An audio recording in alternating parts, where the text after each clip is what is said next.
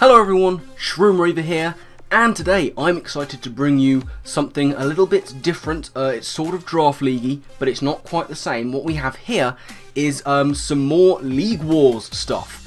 Yes indeed, you might remember, not so long ago, the PPL was involved in a vicious League War against our very good friends over at the MPL.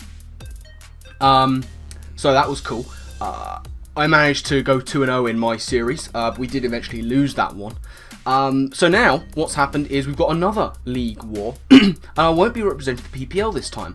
The leagues that decided to go at it was the MPL and the TBU, the Battle Union, who of course I've been an analyst for since its inception. Now, TBU was a little bit short of competitors, lots of people very busy, so they asked me, as a sort of long-standing analyst, would I like to come in and represent the Battle Union? I was like, hell yeah I would, let's do this. So what we've got here is an 11-a-side battle between the Battle Union and the Major Pokémon LEague, I think that's what they're called, the MPL. Both have really good competitors involved. MPL's got some really dangerous people. But TBU have got some pretty dangerous people as well. You know, on one side you've got the likes of Merc, you've got Rogue, you've got Moxie, you've got Carson, of course, is in there for the MPL. Turbo, lots of people are in there. But of course, on the Battle Union side, we've got Paulie Mac, we've got Kyle, we've got Trev, we've got the Rizzy Pow. We've got loads of great people going on for us as well. Including my opponent from my last League Wars, Cloud. So yes, 11 people, I was ranked in at number 7 on that. And now what I'm going to do is take you through the team I decided to get, a squad of 8. So first up, I decided to grab Mew. I'm going through a period right now where I'm going to get Mew whenever I can. I'm going to use it whenever I can. Because Mew is my kind of mon. It's fantastic, it does all of the things, it's unpredictable. It's a great Z-move user, it's one of my 2 Z-move users on this team. Big fan of Mew. I think it's just my kind of thing. And in various drafts I've been moving away from my kind of thing, which is very bulky, nice and offensive, difficult to predict. Mew's the kind of thing I want to use. So I'm using it as often as I possibly can right now. So that was my first pick. We basically chose sort of 3 Pokemon we really wanted to use ourselves, and then we'd sort of organise the rest of the draft around that. So the second one, I really wanted to use Porygon 2. I had Porygon 2 in my previous League War, and it was just an absolute monster. I love using it. Again, it's just so bulky. It's got very natural, good special attack. It's got the recovery. It's got all the options. It's difficult to break through. And to form a union between Mew and P2 is going to be really nice indeed. And to sort of complement that, I decided it's time to get some nice, pacey, proper, punching offense on both sides. My third guaranteed pick that I wanted was Infernape. Again, Infernape is something I'm trying to use as much as possible right now. A very versatile, mixed offensive attacker. It gets a lot of nice support options for the team as well. It's an excellent lead. It's an excellent anti-lead, in fact.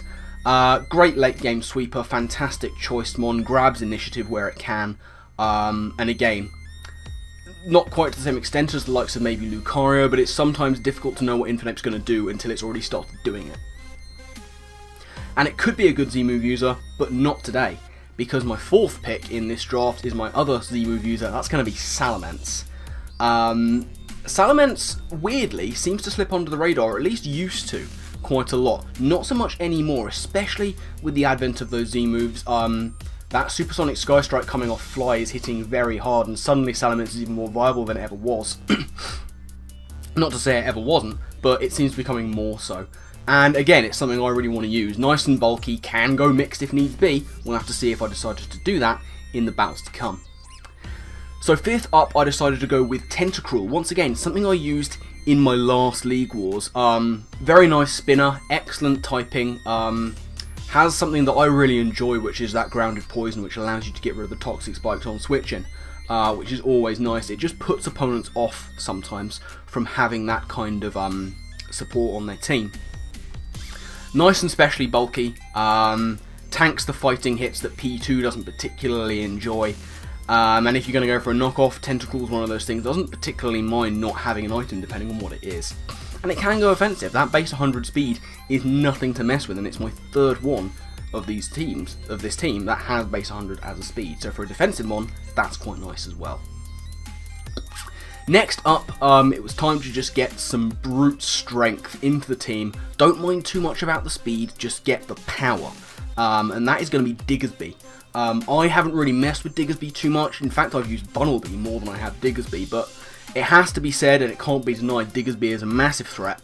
That huge power, you don't mess with it, and you can even go gimmicky with it. You know, a sort of a cheap pouch recycle berry set is, if not very viable, it's gimmicky enough and has enough of a niche to work. It's a hazard setter in that regard as well. It gets spikes. It can grab initiative as well with U-turn. It's got very, very powerful priority with the form of that huge power stab quick attack. So a banded set can wreck opposing teams that are not prepared for it. So there's Diggersby. The next member of the team I really wanted, and it's just going back to my roots with this one, it's Mega-Audino. I love Mega-Audino, you know this. And people do still shit talk Mega-Audino, but it's great. The sort of the defensive Carmine setup set can be incredibly potent if you let it get out of hand. It had all the options I needed for my team: dual screens, wish support, cleric, fairy typing, always very nice as well. And you know, people are just going to have their hearts sink if they go into a matchup and they see Mew P2 Mega-Audino, because it's so difficult to break that. It's another thing whereby those two don't particularly like knockoff. Mega-Audino loves knockoff. It absolutely loves it, because it's basically a free switch. It's basically a free switch. So Mega-Audino, really happy to have that back once again on my team. And the final member of my team is going to be Rotom Mow.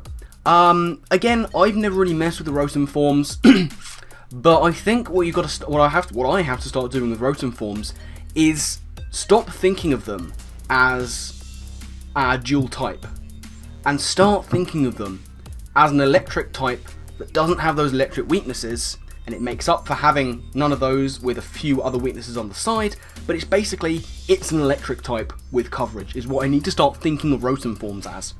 And Rotom Mow, you know, it has that Leaf Storm, which is quite nice, but Rotom, I think, is a really nice mon for defensive options. You know, it's another dual screens user. I believe it's my third Will-O-Wisp user that I've got on this team.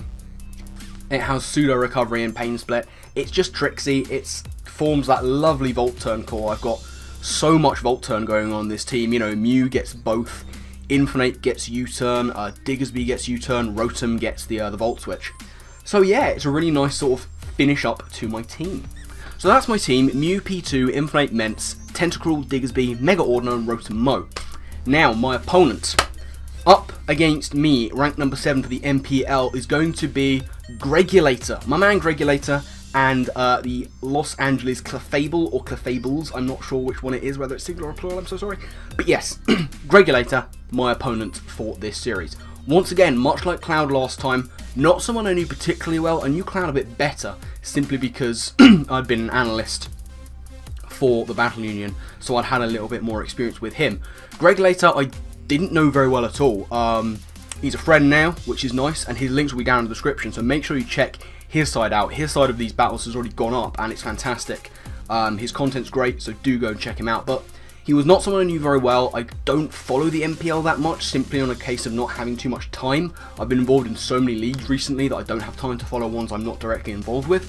But the MPL is a fantastic league. I know that, you know, I've got friends who are in it. I've got friends who are very good friends with others in it. And Greg, good battler, ranked number 7, and his team's very scary. He drafted Tapu Koko and Jirachi. Those are his 2 Z-move users. He's also got Decidueye, Primarina, Diggersby, also on his side, Hawlucha, Gliscor, and Mega Charizard X.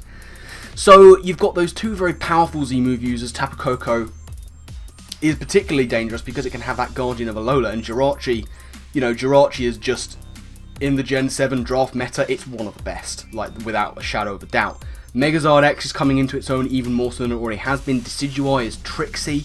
It's a baton passer. It's got a very nice niche as a defogging baton passer and spin blocker. So there's that. Primarina is stupid bulky. It's bulkier than it looks, and it's incredibly powerful, especially with the spec set. Diggersby, I've already spoken about the pros of Diggersby.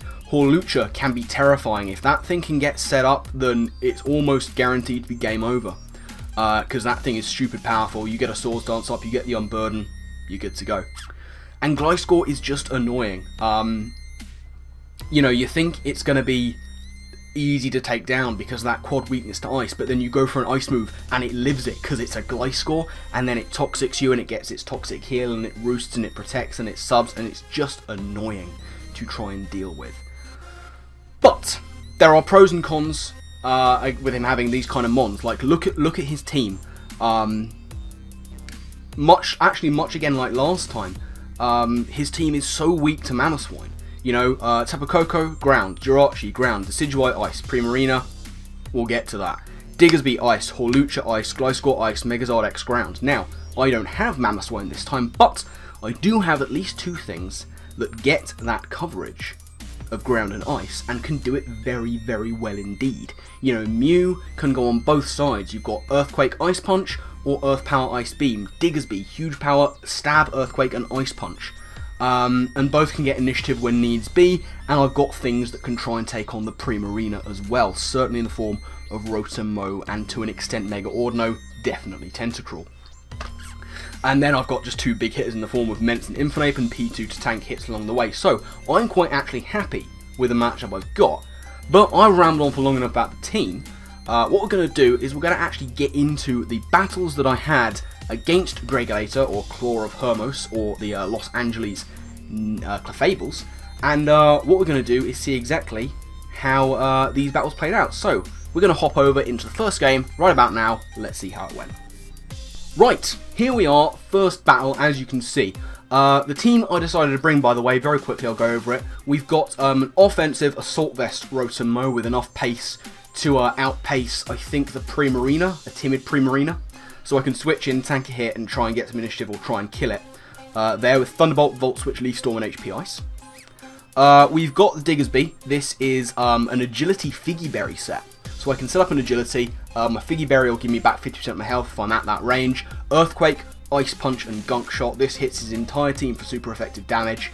The Gunk Shot is exclusively there for that Primarina. The other 2 moves, as I've mentioned earlier in the team analysis part of this video, destroy him. Then we have Mega-Audino. Mega-Audino is a specially defensive spread this time around, just to try and tank it better from the Koko and the Primarina. And his other special attackers, possibly the Decidueye, maybe Rachi can go special as well, and stuff like that. So yeah, Wish, Dazzling Gleam, Fire Blast, and Reflect on there just to buff that defense as much as possible. Then we have Salamence. This is going to be my dedicated Z-move user for this week, or this game I should say. Electrium Z Salamence with Moxie, Dragon Dance, Dragon Claw, Earthquake, and Thunderfang. You know, Thunderfang even at +1, Primarina's bulky, it'll take it. So I've got the Z Thunderfang there as well. Similarly, even maybe the Hawlucha. Thunderfang is not a powerful move. But Earthquake and Dragon Claw can do massive damage to the rest of his team. You know, the only thing really stopping this set is Gliscor, but hopefully I have ways of dealing with that. Then we have P2. This is going to be a mostly physically defensive P2 with some nominal speed investment in there to outspeed. Stuff like Uninvested, I think. Ooh, maybe the Primarina, the Diggersby, though his Diggersby will be invested if he brings it. So yeah, we've got Shardock here, the P2. Tri-Attack, Ice Beam, Recover, and Shadow Ball. We've gone 3 attacks Recover here. Again, Ice Beam is really nice against a lot of his team. Tri-Attack will hit everything else on his team other than Jirachi. So I've got Shadow Ball pretty much for that, and I can afford to do that. Then we have the last member of the team is going to be Mew. This is going to be a Life Orb Rock Polish set.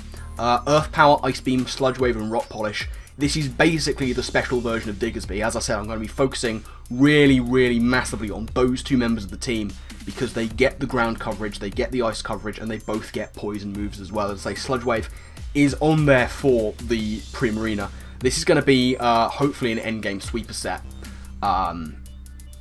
or, you know, it can just punch holes earlier, and Diggersby can do either of those jobs as well. So, pretty confident about this one. He's decided to bring the Megazord X, Jirachi, Tapu Koko, Primarina, Diggersby, and the Gliscor. So the things he's left behind, the Decidueye, excuse me, and the Hawlucha. Perfectly happy not seeing any of those two because, you know, Hawlucha's just terrifying if I let it set up. I shouldn't do, but it's potentially going to happen against my team because my team is very setup heavy itself. You know, I've got a Dragon Dance user, I've got two speed boosters going on there as well in the form of Mew and Diggersby. So that's what we're working with here. So let's get into the battle and see exactly how things manage to play out in the first of these series. So, I'm going to lead with my Rotom-Mow. Greg's going to lead with his Rachi. Now, he's going to go for the Ice Punch here, do a clean 50%. I'm just going to go for the Volt Switch and do a nice sort of solid chunk to him. Get on out of there, and what I'm going to do is go into my P2 and trace his Serene Grace, which is nice. Now, he's going to get his rocks up here, nothing I can do about that, but I'm going to go for Tri-Attack, and I'm actually going to score the Paralysis, which is very nice. I thought he might switch, but it leads me to go for Shadow Ball here. He is going to get fully parried, which is unfortunate, but the next turn, he's going to Thunder Wave me. It's nice to see that Paralysed Rachi speed ties with my investment on P2, but he's going to Paralyze me, and I'm going to get the Tri-Attack off and take out the Rachi. Big threat gone. Now, in comes Diggersby. He's going to go for the return. It's not a 2-hit KO, and I'm going to go for Ice Beam, score a very nice crit, and take him down really low indeed. He's going to go for the return once again, as I do unfortunately this turn get Paralysed with P2, and he can just take me out with a return following that. Unfortunately, I don't have a Scarfer, and I'm thinking he might be, so I'm forced to go into Mega-Audino, who I know can take a hit, just in order to take this thing out. So, return does 65%, I am going to go for the Dazzling Gleam, that will take out the Diggersby from there, but my Wall Core has pretty much been broken here, and in comes the Zard. Now, I can't take the risk, I just have to try and do some damage or throw up a wish, it doesn't matter, he's going to Flare Blitz to take me out. Now, once again, I'm a bit screwed here because I have to go into Salamence and risk a speed tie. Survey says we win. Dragonclaw does not take out the Zards, but he can go for a Dragonclaw of his own and take me out. But big damage has been done to his Zard X. Now what I can do is go into my Mew, thinking it's the thing that's going to take a hit the best. He's actually going to try and preserve his Zard and go into his Primarina as I go for the Rock Polish. And now it's on. I can start punching some holes. Sludge Wave does huge damage to his Primarina right about now as he goes for the Moonblast. It specs, but I'm a Mew, and I have enough HP to take 2 more Life Orb hits. Earth Power will take out the Primarina, just in case you want to try and get Trixie. And now in comes the Zard, which is good. I can outspeed, go for Ice Beam in case he wanted to try and be Trixie again and put a double. Down goes Mew, but I've really weakened him, and now it's 2v2. Greg's going to go with his Koko, I'm going to go with Rotom-Mow. Now, I take a bit of Rocks damage, he is going to go for Hidden Power Ice, but with my Assault Vest, I take it, I'm going to go for Leaf Storm and do huge damage to him. And now he's pretty much going to take me out here with the Hidden Power Ice. And I'm thinking he's Scarfed. So I'm going to go into my Diggersby knowing I can take that hit, and it's time to try and set up. Now he goes for his Z move here, and he's actually packing that Guardian of Alola, which is actually brilliant for me because it puts me in range of my Figgy Berry, which pops. I go for the Agility, and now it's on. The tide is back in our favour. I'm going to go for the Ice Punch, which will take out this Koko. And now he goes into Gliscor. Can Gliscor take the Ice Punch is the question. It can, but he gets frozen. He gets frozen, and that's pretty much going to be the game for this one. Because he's not going to thaw out. I'm going to go for the Ice Punch again. Take out that Gliscor, and that is going to be the game. So, really good game there against Greg. Could have gone either way at a number of points. You know, there was some big moments, a little bit of hacks both ways sometimes, more in my favour than his. That speed tie with the Salamence versus the Zard was huge, because that really put it back in my favour as well. And that Figgy Berry set coming in clutch for my Diggersby at the end. Now, it turns out, you know, that Gliscor couldn't have taken out Diggersby, the range of health I was at. So the freeze is, you know, it doesn't really matter. You know, it wasn't game-changing in the slightest, but it was nice to be able to get. And yeah, Diggersby coming on through there with the win, Mew putting in work as well. A little bit of luck, manages to take us through the first round against my man Gregulator, and it's 1-0 to us going into the second game, so let's hop over to that one and see how that one went. Okay, we are back with the second game of this matchup against Gregulator and the Los Angeles Clefables. my team has changed a little bit. A lot of the sets have changed, and one of the Pokemon has changed. So, just to go through what I've brought to this one, we've got another Rotomo. It's specially defensive, but it's not Assault Vest this time. It's just pure special defense with a little bit of nominal HP just to stop the creeps. We've got a dual screen set with Light Clay, Leaf Storm, and Volt Switch, just to help me sort of set up where I have set up. This team is not nearly as setup heavy as my previous team, I should say that. I've gone with a lot more sort of straight up offense, as you can see with my next one, which is my Choice Banded Diggersby. We've got Earthquake, Ice Punch, U-Turn, and Quick Attack on there, still could do a lot of damage. Then we have Mega-Audino. This is another one which I hope to try and set up behind the screens, because we've got Subcalm Mind. Physically defensive with Wish and Dazzling Gleam on there. I've used this set in other battles, not in this particular series, but I've used it before, and it can be devastating. If you let this thing start to set up, good luck trying to break it. The only thing that really stops this guy is the Jirachi. Maybe the Zardex, depending, but you know, nothing else really wants to take it on too much. The Gliscor will take hits. In fact, everything he's got will take a Dazzling Gleam, even with some boosts, but they won't enjoy it. So there's Mega-Audino. Salamence, we've got a Choice Scarf set this time, with Moxie of course, Dragon Claw, Earthquake, Crunch, and Hydro Pump on there as well. Just, you know, nice for the Gliscor. You know, he didn't set up with his Zardex last time, and it kind of cost him a little bit, so I'm thinking he might want to bring Dragon Dance this time, so I've just gone Scarf Max Speed. Again, it's Speed ties, we're playing with fire a little bit, but we're hoping that it can work out for us. First change to the team is going to be Infernape, making his debut with the Life Orb Iron Fist set. We've got Flare Blitz, Gunk Shot, Earthquake, and Flame Charge on there this time. We've dropped P2. I rather thought that he might want to bring the Horlucha to this one. I thought he might want to change up the team a little bit to try and take advantage of P2, because he's seen me be heavy on setup last time and rely on P2 to take hits, so I thought what he might want to do is, you know, bring setup of his own and try and make P2 his setup fodder, so I've deliberately gone with a more offensive switch there in the form of Life Orb Ape. Final member of the team is going to be Mew. This is a very, very dangerous set. This is Double Dance Mew, Swords Dance, Rock Polish, Earthquake, and Ice Punch with the Icium Z for that Sub-Zero Slammer. Yeah, this is a very, very dangerous set. If I can get this thing set up behind the screens, we're pretty much good to go. It's incredibly threatening to his team, so I'm hoping to be able to get it set up at some point. So yeah, with no further ado, let's take a look at that battle and see how things played out in that one. So, I'm going to lead with my Diggersby this time. He's going to go with Zard. Now, I'm going to go for U-Turn, thinking he'll switch out, imagining me to be Scarf, but he stays in and just goes for Flare Blitz, does massive damage, and gets a burn. So a horrible start for me. I genuinely thought he'd switch, imagining I would only leave with the Scarf set, but he calls my bluff very well indeed. I'm going to go into Infernape here, under pressure.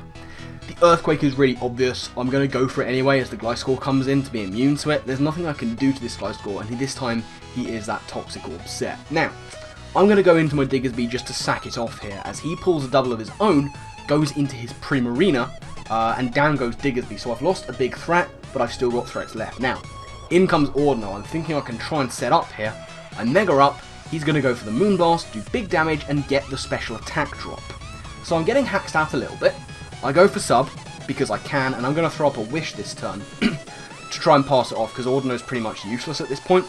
I'm going to try and pass that Wish into my Rotom right about now. He's going to go for the Moonblast, do a big damage, and get another special attack drop.